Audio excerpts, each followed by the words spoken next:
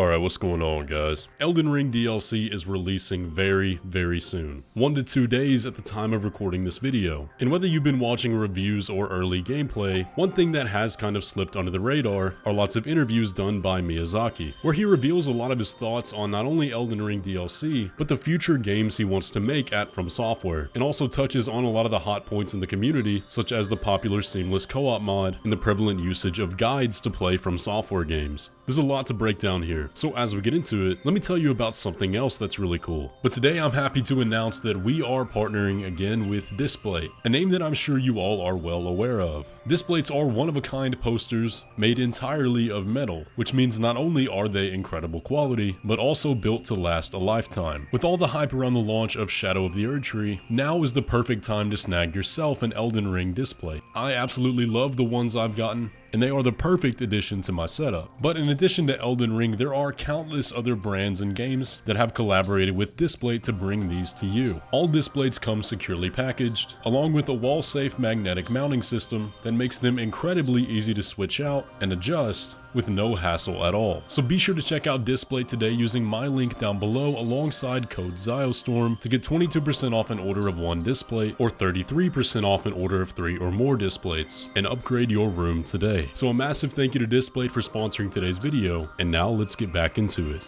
The first thing I want to talk about today is what Miyazaki has to say about the next FromSoftware game after Elden Ring DLC. Miyazaki says, "Back when doing interviews about Elden Ring, I think I mentioned that I'm still in the process of making my ideal fantasy RPG, and while Elden Ring is not quite it, it's pretty close. It's getting close." It's hard to say without giving spoilers for my next idea of our games, but I think one thing that's not necessarily missing, but makes it difficult to achieve my ideal, is that when I play it, I know everything that's going to happen. I already know everything that's going on. So in terms of enjoying the game from a player's perspective, I'd love to not know that, and for somebody else to make my ideal game. Please, if possible, then I can enjoy it just as a player. Now that's absolutely crazy for him to say that Elden Ring is not quite his ideal fantasy RPG. It's very hard to imagine anything else that could be better, but I think the fact that he is being humble in that regard and admitting that it's not quite his ideal makes me extremely excited for what they're working on in the future. But you really have to ask, well, what is that ideal? You know, what could possibly be better? It's fascinating to think about. And he hints at this a little bit in further quotes. You might say that trying to capture the excitement of those old tabletop games in game books was one facet of making Elden Ring. I think more than anything, it's just my personal preference when it comes to RPGs and exploring those fantasy worlds. So you might see some of my personal idiosyncrasies come into play with Elden Ring there. He said, "I think that excitement, for me at least, comes from seeing that world map and piecing together that world map. So when we finally got to do that and start piecing that together when making Elden Ring, that was a really nice moment for me personally." The interviewer jokingly asked if he could have short-term amnesia, allowing Miyazaki to enjoy one of his own games, to which he replied, "That'd be the dream, to self-induce amnesia and enjoy the game I created myself. But I might get really angry and break the controller or something. Maybe it's not a good idea." And I think to get closer to that ideal RPG that Miyazaki wants, we can look at the steps Elden Ring took to separate itself from the older Dark Souls trilogy and even a game like Bloodborne. Elden Ring really went outside the box in terms of that scale of adventure,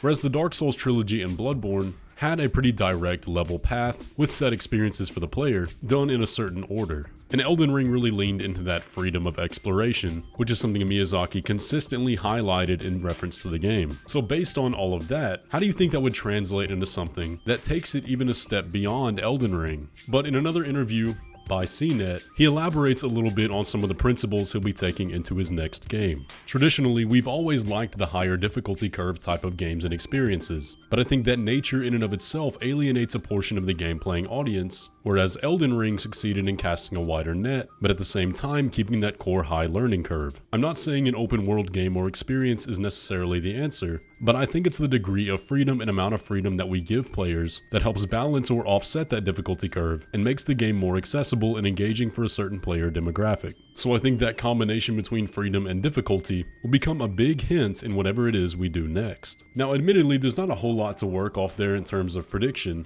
but I think we can take stock in the fact that it doesn't sound like they're going to give in terms of making the games easier, but like he said, offsetting that with different player freedoms, one of which might be multiplayer, as he references when asked about seamless co-op.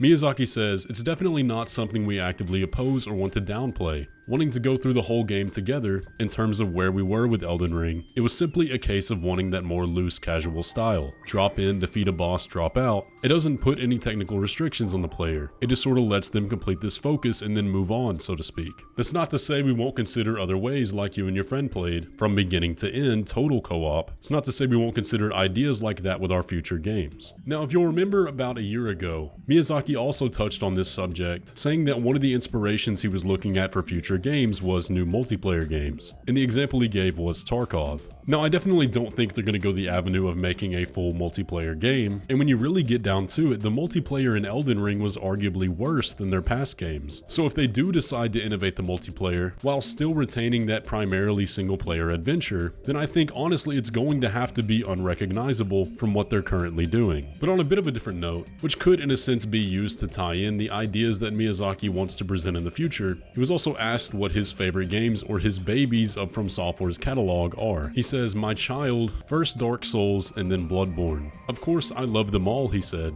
"On a very personal level, I would say the first Dark Souls and Bloodborne left a very big impression on me. As a company, Elden Ring put us in a completely different league, so that was a huge milestone for the company. And if we expand it to all the FromSoftware games, including children not of my own, I would say King's Field too." And I think the answers he gave are very appropriate, because when you think of the FromSoftware identity, you think of the first Dark Souls and of Bloodborne, the two generally undisputed masterpieces of their history. So it is cool to see that Miyazaki recognizes the two games in particular that fans seem to gravitate to the most, but also the two games that hold that core theme that made us fall in love with FromSoftware games in the first place. Which has me very hopeful that that's not something they're going to lose in future installments, even though I know there was a subsection of people that felt Elden Ring deviated quite a bit from the traditional FromSoftware style. Now, I don't personally hold that opinion, but it was there. But the final thing I want to take a look at today is what Miyazaki had to say about the layoffs that have been affecting the gaming industry as a whole. Speaking to myself in this company, I want to say that this is not something I would wish on the staff at FromSoftware in a million years. I'm pretty sure our parent company Kadokawa understands that and shares that view. I think it was the old ex-president of Nintendo, Iwata, who said that people who are afraid of losing their jobs are afraid of making good things. I'm paraphrasing that, but I totally shared this view, Miyazaki said. I think it's true, and I think the people at Kadokawa understand that I hold this view very strongly. While we can't say 100%, we can't say with complete certainty what the future is going to hold for From and Kadokawa, at least as long as this company is my responsibility, that's something I would not let happen. So hopefully our players and our fans can take a little bit of assurance from that. And I think that is the best thing he could have said there. FromSoftware is in fantastic hands. So if there was ever a pessimist thinking that Elden Ring might be the peak of FromSoftware and they can never hit this glory again,